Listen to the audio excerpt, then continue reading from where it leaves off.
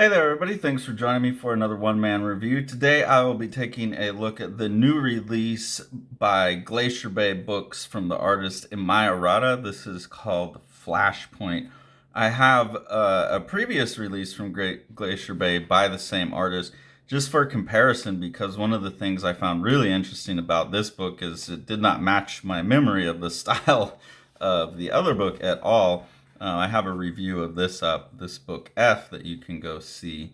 And yeah, taking a look at this, you'll see that it's a very loose, scratchy style. There's a lot of action and things going on in the book. But in both of these books, the artist is one of the main characters. So they're these strange, fake autobiographies. But you'll notice this character design here. So yeah, going into this new book, Flashpoint, was really surprised seeing this very, very different style, very clean line with a lot of the heavy use of the tones. Feels very much more like a typical manga, and it feels very much more like something somebody would be doing with Clip Studio Paint, things like that. So that threw me for a loop, but it totally makes sense in terms of the tenor of each book, and each one of them has the same kind of people are being involved in very strange political goings on, conspiracy theories, and Imai Irata is a character in this kind of fake, surreal, politicized world. That's similar between the two, but the type of problem and conspiracy is different. So the drawing style is different, and it works really, really well. In this one, you start out with Imai Irata and his wife Mickey. I'm assuming this is real world because on the inside here he thanks his wife for not forcing him to try and go get a job, which is part of what's going on in here. So he's staying at home being a bum. His wife is going to work. He is himself a cartoonist, but Mickey's sister Mashiro shows up and is just wants to hang out, wants to play video games. It's really easy at this point in the story to assume that this is going to be a painfully honest autobiography about having an affair with your wife's sister.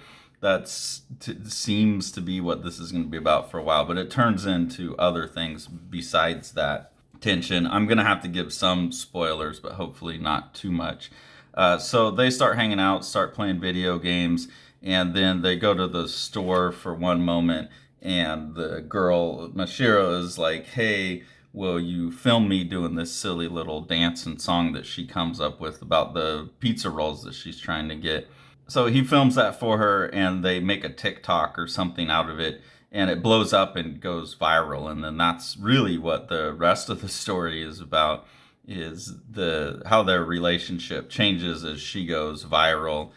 There's a lot of just really fun moments from there, fun moments of cartooning and stuff. So here, especially because it's such simple line-based art, where she does the chip lips, you can see the duck lips effect even better. So just fun little playful things like that. There are some more interesting areas of experimentation than the art. Some of them I don't want to show because I don't want to give stuff away, but something like this where you have a largely just abstract page that's playing with rhythm and value, and that's about it, is really cool. And then this takes a political turn, so it kind of syncs up with the other book that I've read, F, where it has a political aspect to it.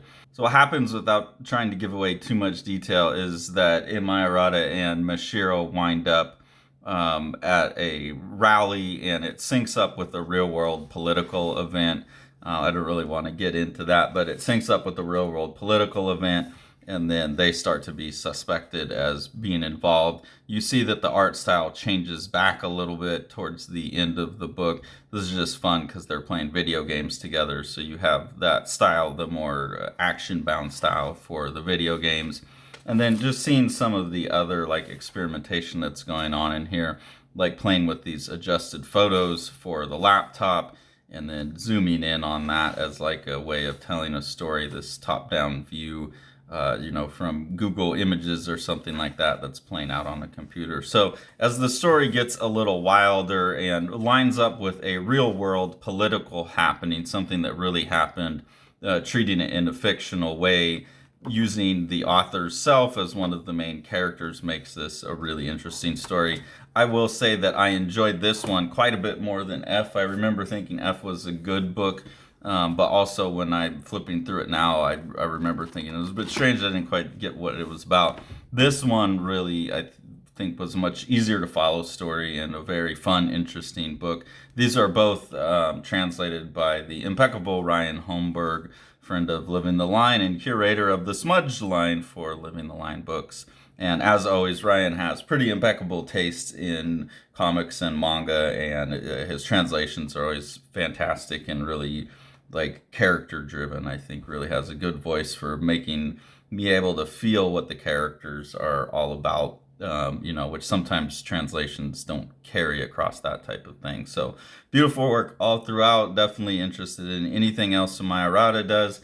And Glacier Bay, I think, is just one of the absolute coolest publishers right now because they're publishing all of these like lesser known artists, these underground Japanese artists that don't really get seen otherwise. And I think it's a company that deserves our support, and the medium and the industry is better for having them. So please go get yourself a copy of all of the new stuff Glacier Bay is putting out, including Imai Irata's Flash.